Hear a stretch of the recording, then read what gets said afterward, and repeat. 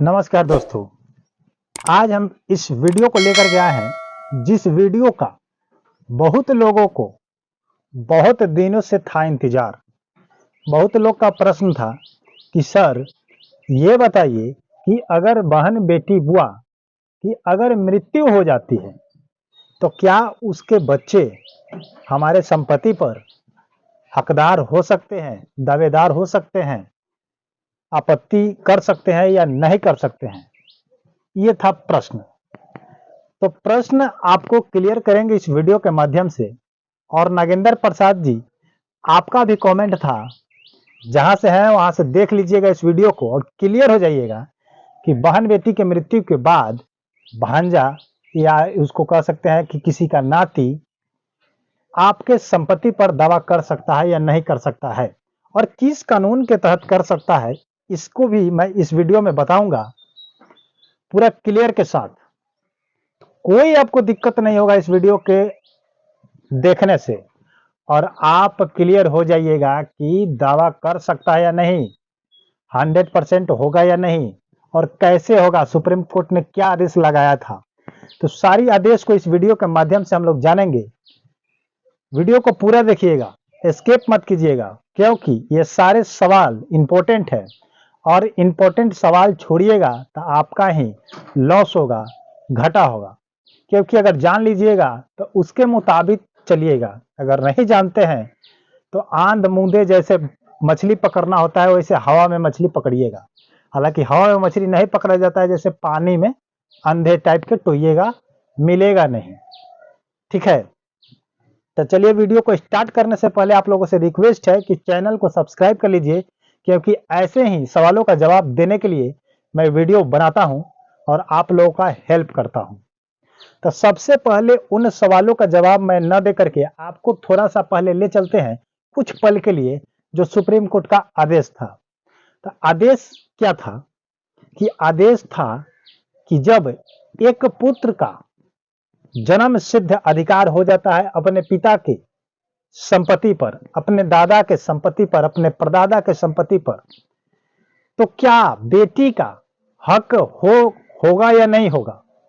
यह सवाल उठाया गया था सुप्रीम कोर्ट के सामने। तो सुप्रीम कोर्ट में 3 जजों ने सोच विचार करके इन सवालों पर एक निर्णय कदम उठाया। क्या कदम उठाया उसको जानते हैं।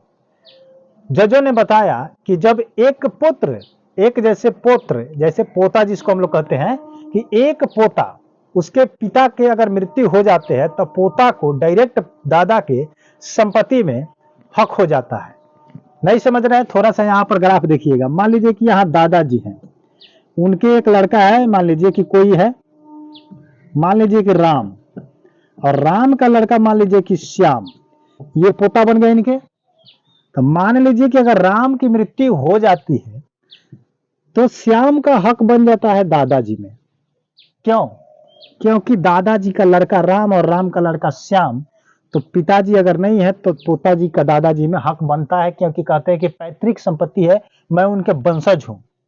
तो ठीक अगर उन्हीं दादाजी से अगर एक पुत्री हुई है तो पुत्री का हक यहां बन रहा है।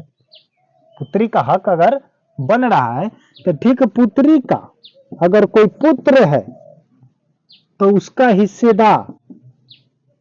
हिस्सा क्यों नहीं होगा? ये सवाल उठा कि जब इन पुत्र को यहां मिल सकता है तो इस पुत्र को क्यों नहीं मिल सकता है उसी में? क्योंकि पुत्री भी तो उन्हीं से है और पिता, ये पुत्र जो राम है, उन्हीं से है। यही है ना सवाल, घनचक्कर वाला। तो इसी को हम लोग क्लियर करते हैं। तो जब 1956 में ये लागू हुआ था कि बेटे के बराबर ही बेटियों का हक दिया जाएगा, उसको हिस्सेदारी दिया जाएगा, कोई उसमें कटौती नहीं की जाएगी। हालांकि ये सही है, लेकिन पुत्री अगर अपने मर्जी से नहीं लेती है तो इसमें कोई आपत्ति नहीं है, लेकिन अगर लेती है तो आपको देना पड़ेगा। ये मेरे घर की बात और आपके घर की बात नहीं है, पूरे देश की बात कर रहा हूं मैं।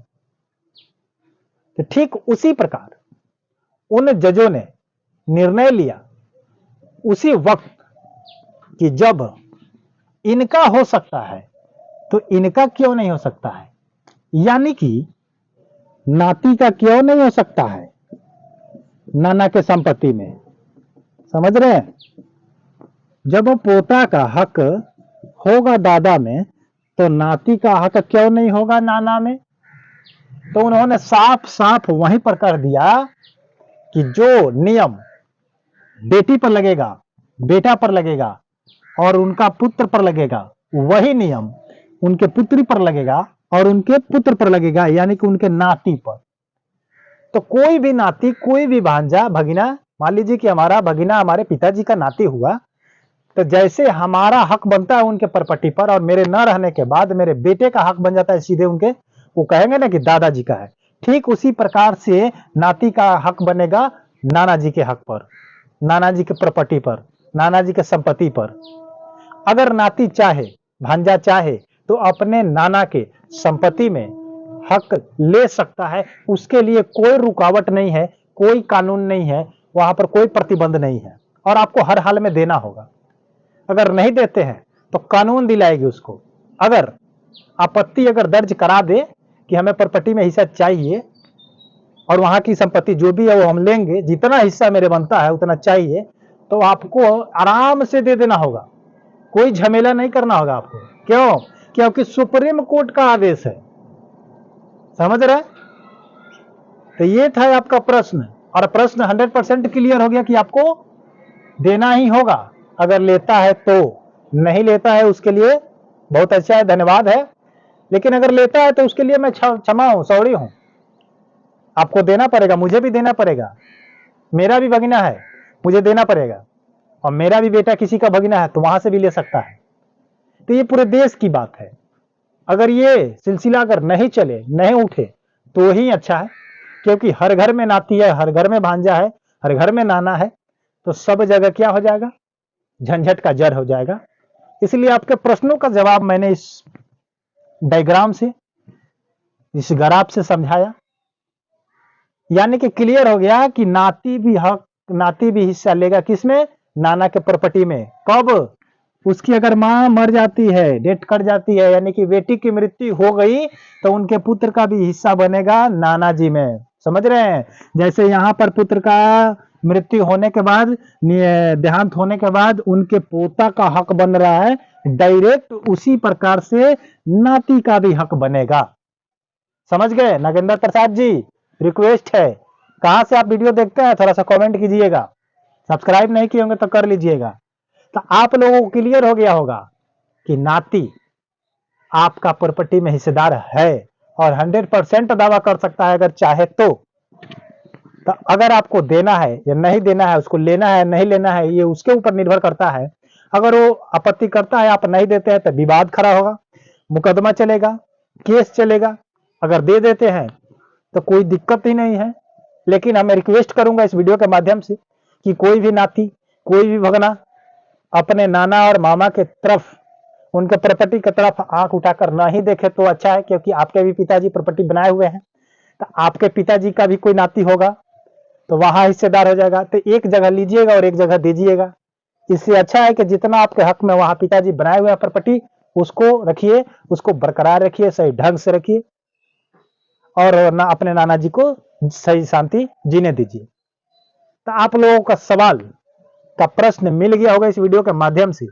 तो वीडियो अगर अच्छा लगा होगा तो चैनल को सब्सक्राइब कर लीजिएगा, एक लाइक कर दीजिएगा साथ साथ, और एक कमेंट कीजिएगा। इस प्रश्न के साथ साथ कोई अगर अन्य प्रश्न होगा तो उसको भी मैं क्लियर करने का कोशिश करूंगा वीडियो के माध्यम से। फिर मिलते हैं किसी नेक्स्ट वीडियो में, तब तक के लिए जय हिंद, जय भारत।